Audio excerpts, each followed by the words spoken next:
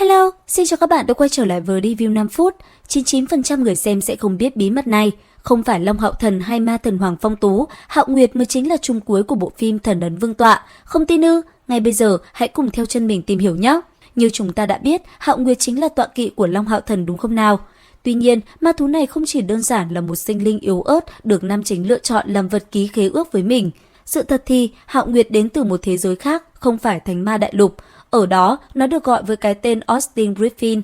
Thân là mặt tối của Sáng Thế Thần, hoặc nên nói là song sinh với Sáng Thế Thần, nhưng nó luôn bị chèn ép, bởi thế dẫn đến bất mãn. Khi Sáng Thế Thần qua đời, đã tạo ra vô số vị diện đem Austin Griffin phong ấn lại. Tuy nhiên, lợi dụng đặc tính chuyển hóa sinh linh, nó đã từng bước tìm về lực lượng cường đại của chính mình. Tại thời điểm cái đầu thứ 9 hoàn thành tiến hóa, Austin Griffin lần nữa xuất hiện tại thế giới đó, cả đại lục đã phải đối mặt với sự hủy diệt khủng khiếp. Nó dùng thời gian chưa tới 1 tháng đã khiến sinh linh sống ở diện tích 1/3 đại lục diệt vong.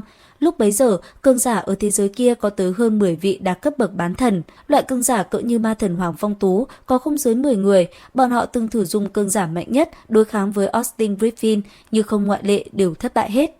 Dù là thần chân chính, cũng không phải đối thủ của nó đã thức tỉnh cái đầu thứ 9.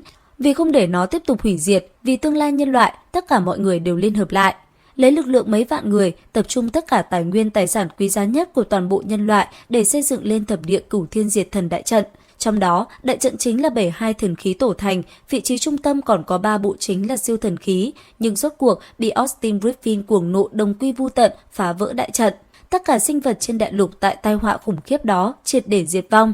Thập địa Cửu Thiên Diệt Thần tại trận trong giây phút ấy xé rách không gian, tiến vào Thánh Ma Đại Lục. Mà khi ấy, nó đem đến hơi thở diệt vong, khiến nhân loại gọi với cái tên ma tộc, còn đại trận kia chính là tồn tại của 72 trụ ma thần.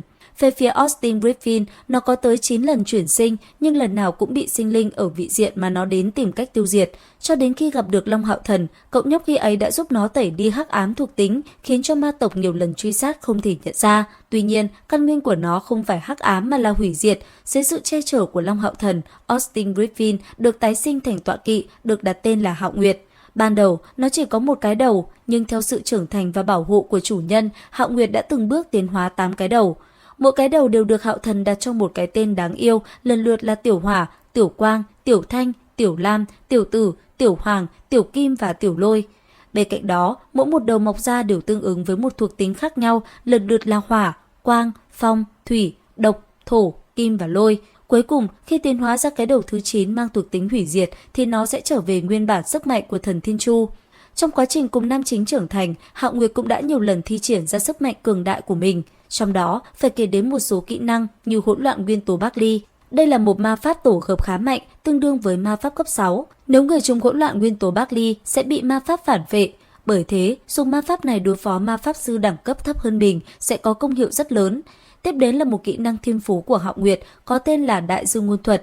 Ở một mức độ nhất định nào đó có thể tiên đoán trước một ít chuyện xảy ra trong tương lai. Bên cạnh đó, Hạo Nguyệt có một kỹ năng dung hợp với Long Hạo Thần tạo nên Tử Kim Hạo Nguyệt Giáp.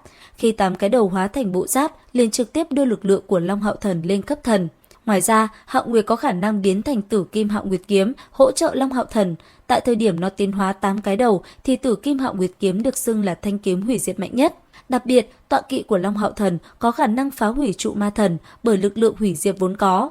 Sau này, đến cuối phim, khi cái đầu thứ 9 hoàn toàn thức tỉnh, nó đã muốn hủy diệt Thánh Ma Đại Lục. Nhưng rốt cuộc, ma thần Hoàng Phong Tú đã triệu hồi trụ ma thần thiết lập lại pháp trận thập địa Cửu Thiên Diệt Thần đại trận hỗ trợ Long Hạo Thần và 8 cái đầu khác chống lại cái đầu hủy diệt.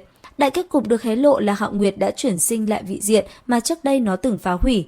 Như vậy, trên đây là toàn bộ thông tin về Hạo Nguyệt mà mình tổng hợp được. Các bạn có yêu thích nhân vật này không? Cùng comment ý kiến dưới phần bình luận nhé. Bây giờ thì xin chào và hẹn gặp lại!